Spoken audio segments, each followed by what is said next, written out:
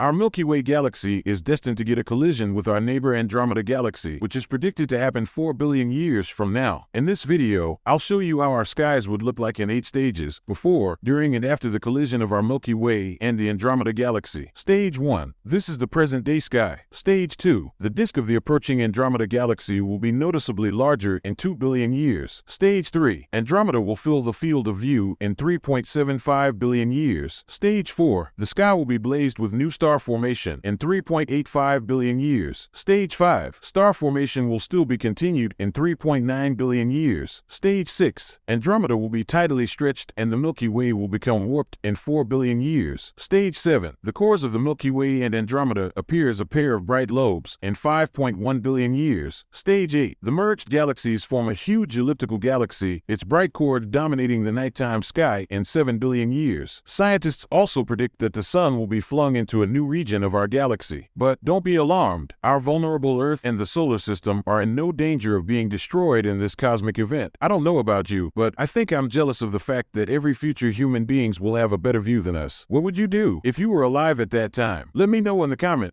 See you guys.